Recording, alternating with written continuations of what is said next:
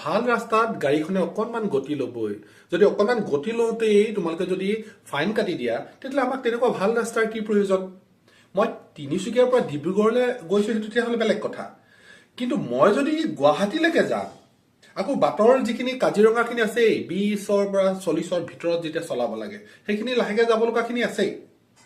কিন্তু মই যেতিয়া এটা লং ডিষ্টেঞ্চৰ টাৰ্গেট কৰিম, তেতিয়া গাড়ীৰ গতিবেগটোতো অকণমান থাকিবই নহয়। কিন্তু তোমালোকে কাটি দিয়া ফাইন য'তে ত'তে য'তে মনে। মোৰ সিদিনাখন গুৱাহাটীৰ পৰা আহিছোঁ, মোৰ 4,000 টকাৰ এতিয়া ফাইন লাগি আছে। এতিয়া কথা হ'ল, আৰু বাটৰ যিখিনি টুল গেট আছে, এতিয়া আপোনালোকে চাব দেই, নিৰ্বাচনটো পাৰ হওক 4খন আপুনি টুল গেট দেখা পাব। এতিয়া সম্পূৰ্ণ আপুনি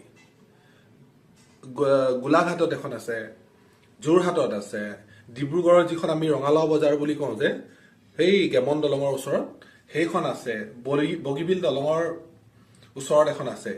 4খন টুল গেটে কৰি বহি আছে তাত টুল ল'বলৈ।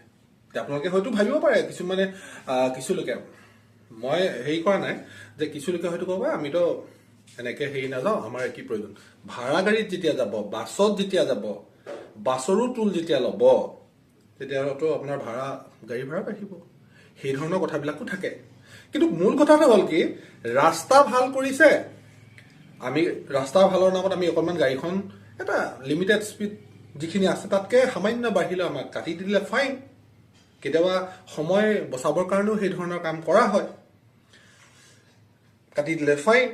তাৰপিছতে আকৌ ৰাস্তাটো তেতিয়াহ'লে দেখোন আগৰ পূৰ্বৰ সেই বেয়া ৰাস্তাটো ভাল। মানে সিমানেই যদি স্পীডত চলাব লাগে, পূৰ্বৰ বেয়া ৰাস্তাই ঠিক। বেয়া ৰাস্তাত আমাৰ তেনেকে ফাইনো নালাগে। তো ভাই চৌক, অলপ চৌক, আমাকো চৌক, সাধাৰণ মানুহবিলাককো অলপ চৌক।